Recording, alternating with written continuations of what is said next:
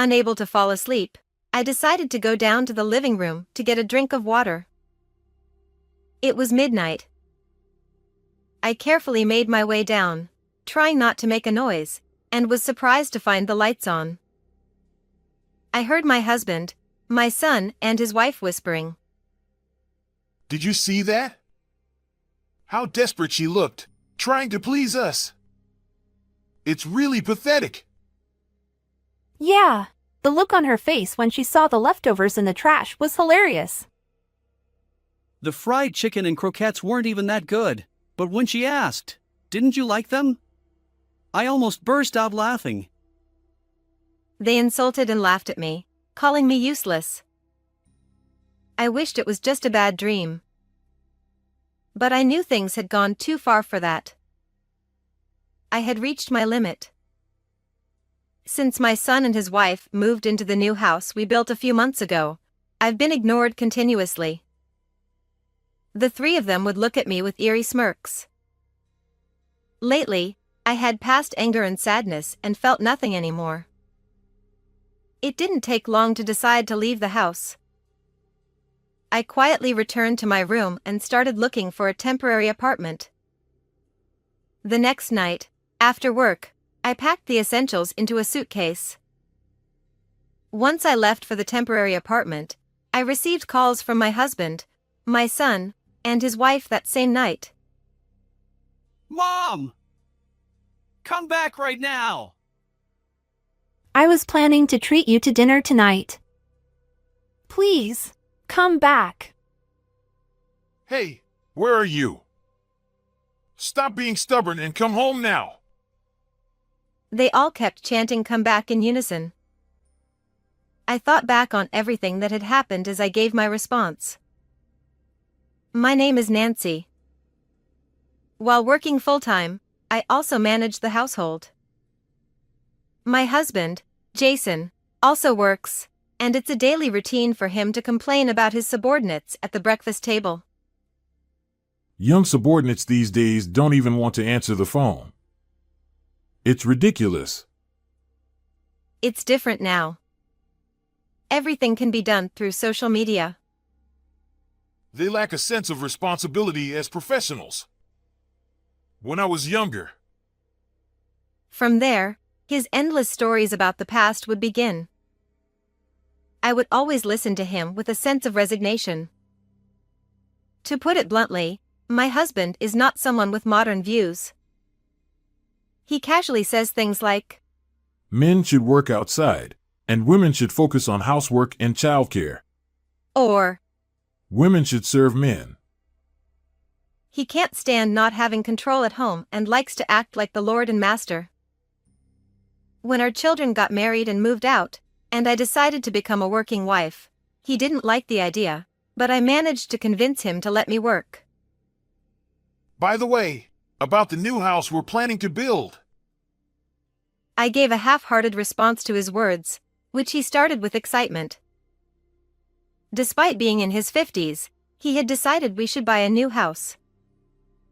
He said it would be more comfortable to spend our retirement in a new house rather than in our old, outdated one. But isn't our current house good enough? We could just remodel it instead of rebuilding. No, it has to be a new house.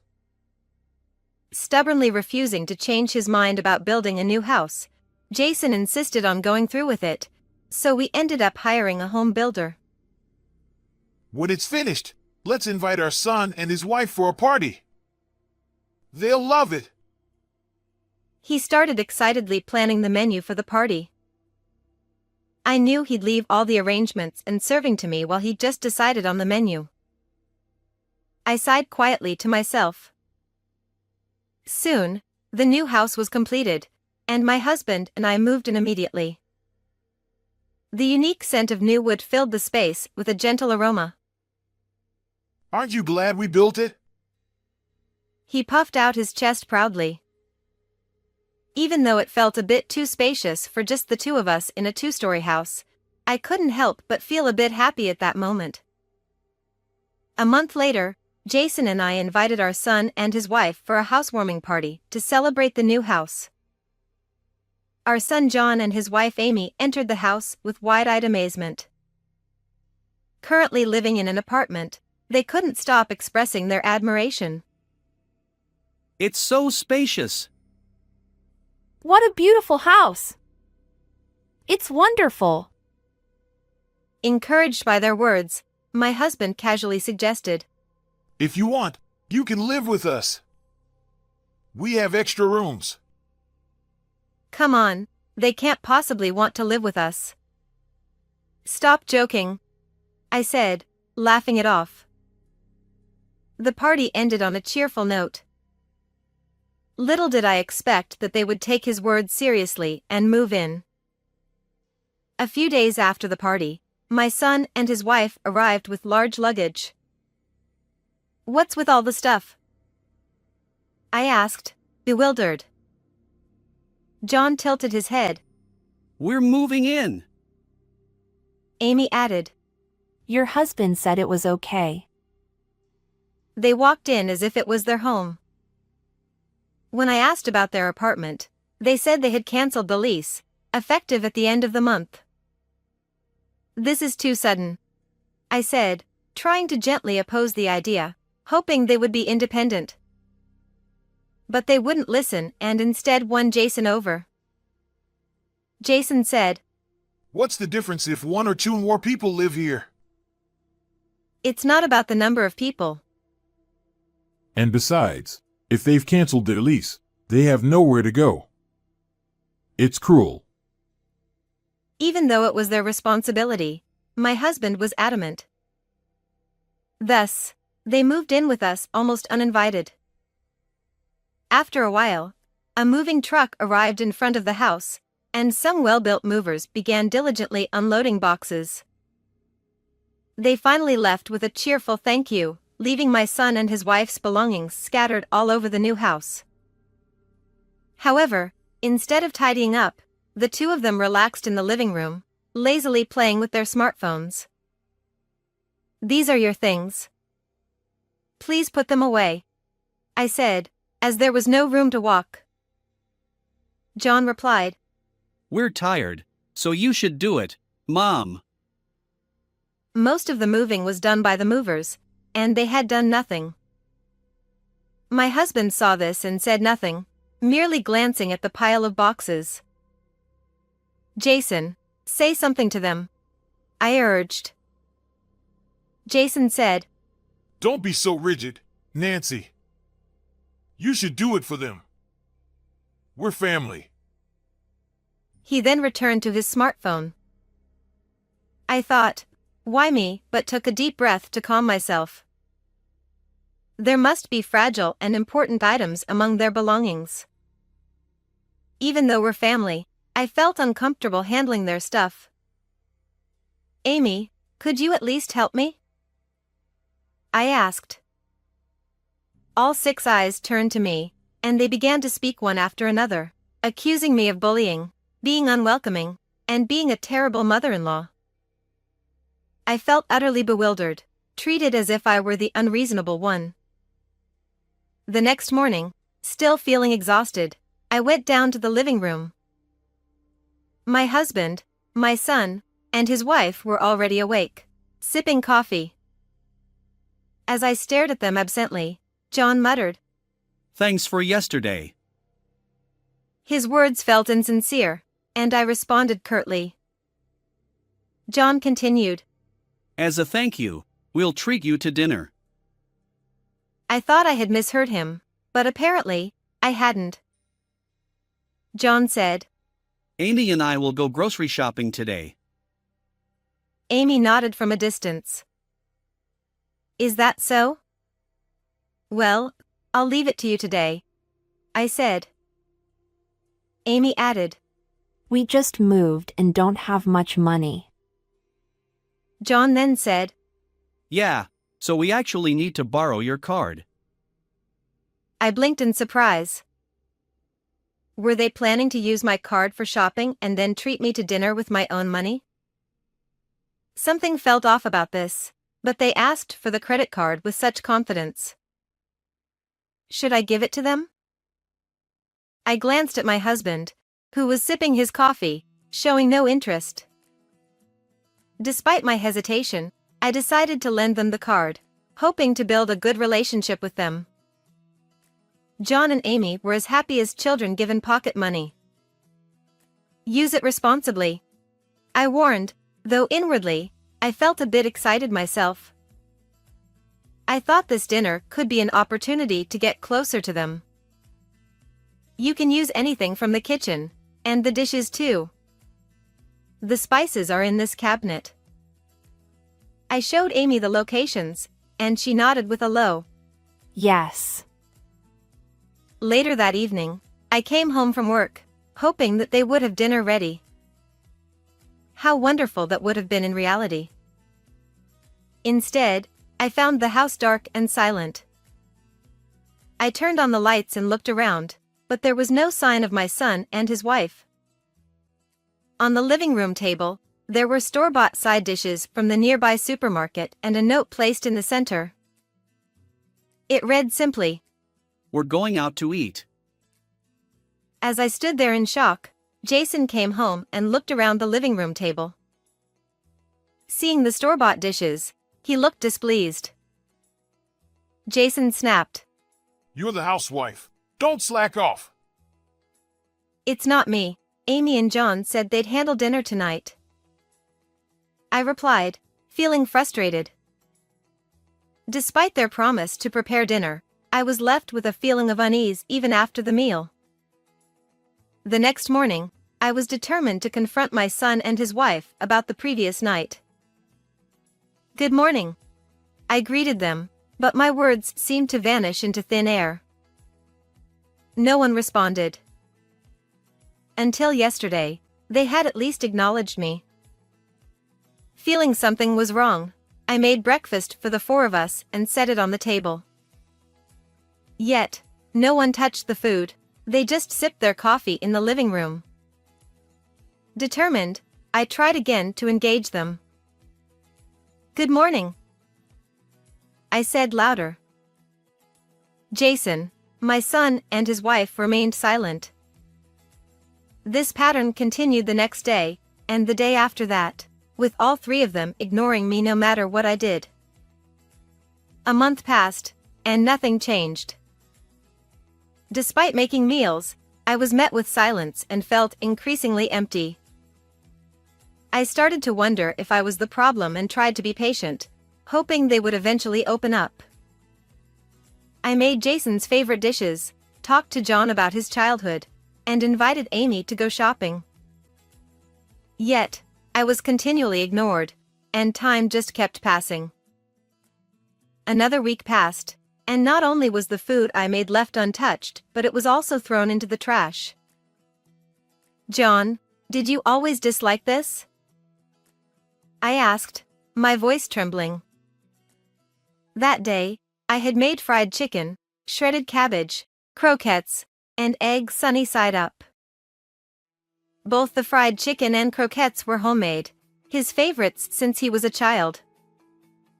Watching him silently throw the food into the trash beside the sink filled me with a strange fear. Shortly after that, my husband handed me a piece of paper. Actually, it would be more accurate to say he threw it at me. Just before I entered the living room, it was neatly folded into a paper airplane and aimed right at me. Ouch! What is this? I picked up the paper, which had hit my forehead and fluttered to the ground. It looked like some kind of document. As I unfolded it, I realized it was a divorce paper. It had Jason's signature and seal, leaving only my section blank. Shocked, I glanced towards where the plane had come from, and saw my husband smirking at me. My son and his wife were also snickering beside him. A divorce paper, of all things, was he implying he wanted a divorce? I was overwhelmed and fled the living room and locked myself in my room.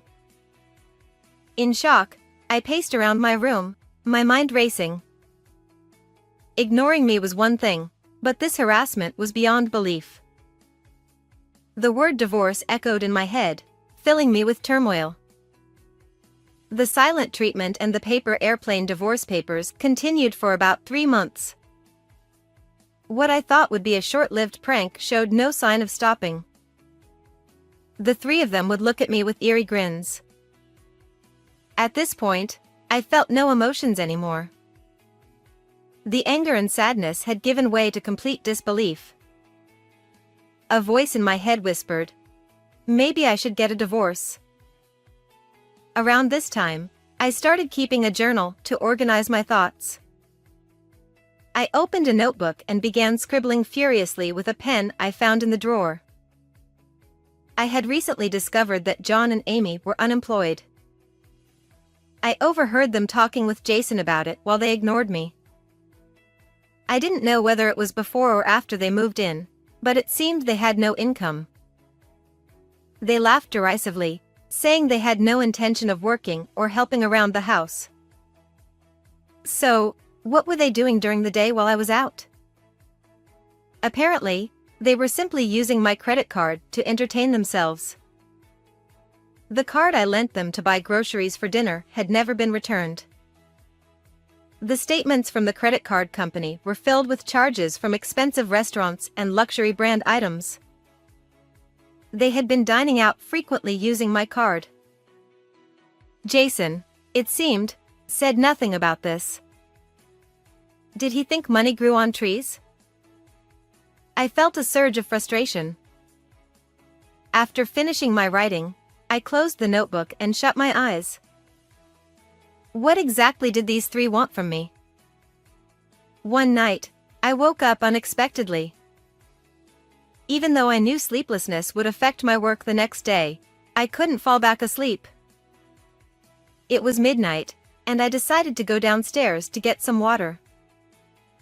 As I carefully made my way to the living room, trying not to make any noise, I noticed something surprising. The lights were on. The light leaking through the door wasn't the only thing. I also heard hushed voices. Jason said, Did you see how desperate she was? Trying to please us. It's just pathetic. Amy replied, Yeah, her face when she saw the leftovers in the trash was hilarious. John added, The fried chicken and croquettes weren't even that good. When she asked, "Do you not like it?" I almost burst out laughing. Jason continued, Honestly, her cooking is below average. Good job, John. Amy agreed. And I really wish she'd stop inviting me to go shopping with her. They insulted and laughed at me, calling me useless. I wished it were just a bad dream, but it was all too real. I had reached my limit. Once I decided to leave, I acted quickly.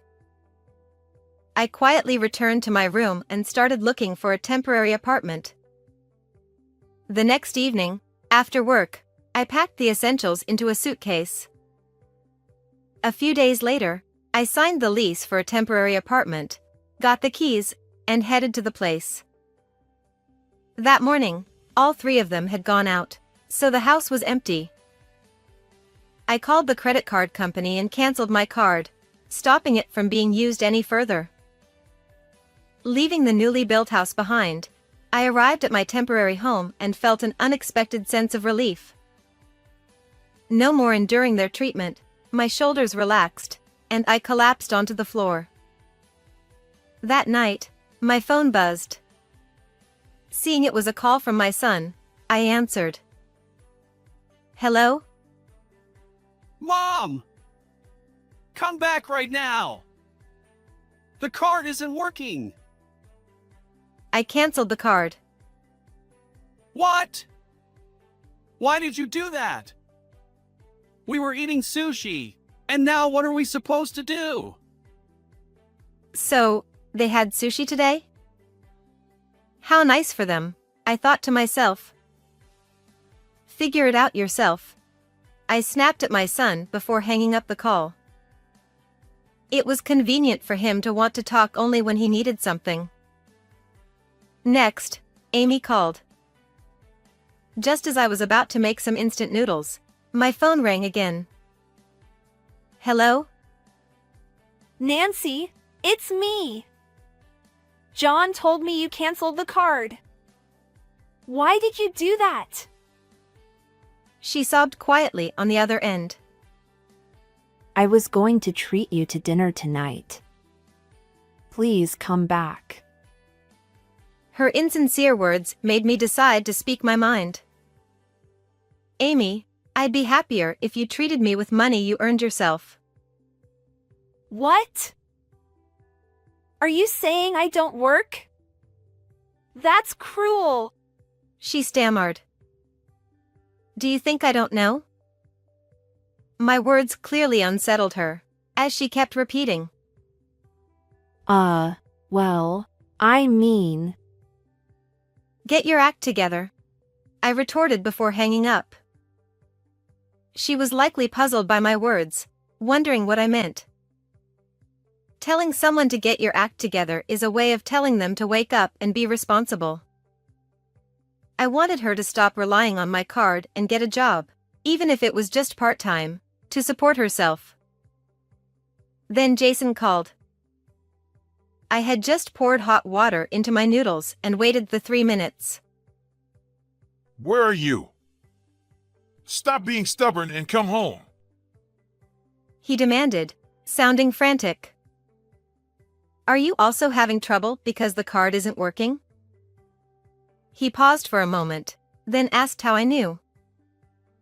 When I told him the others had called, he responded in agreement. I continued. Sorry, but I'm divorcing you. What? You can't just decide that on your own. Where are you? He demanded. I'm not telling you. Enjoy your time with John and Amy. I can't do that. They're just money leeches. The fact that he knew this while allowing them to freely use my card left me speechless. They only moved in for my money. They even think I paid for the new house. Well, that's unfortunate, I replied with a laugh. Don't laugh. I was going to keep you as a housekeeper. You betrayed me. I could picture him, red-faced, shouting into the phone. Claiming he'd keep me as a housekeeper was quite audacious. Betrayed? Who's the betrayer here? Reflecting on everything, I responded. The new house was built on land inherited from my late parents. I was the one who inherited it, and both the land and house were in my name. Jason couldn't afford to pay for the house or get a loan, so I had to use my savings. Despite living in that house, he allowed our son and his wife to move in without consulting me, ignored me, and threw divorce papers at me like paper airplanes. Who do you think it was? I asked. Shut up! You're so damn annoying. Jason fumed. Then he started claiming that my inheritance was also his. There's such a thing as division of property. He shouted. The inheritance from my parents is excluded from that. What? I wasn't an expert in law, but I had heard something to that effect. Jason was yelling, "That's a lie, and don't mock me," over the phone. There's no point in shouting, I said, which made him even angrier. Then transfer the property to my name. We'll change the name on the title right now. Are you planning to go to the Legal Affairs Bureau? And I already told you I'm divorcing you. Huh? Isn't that something a real estate agent can just handle quickly? He was clearly clueless. Since he had always left contracts and other paperwork to me, he had no idea how it worked.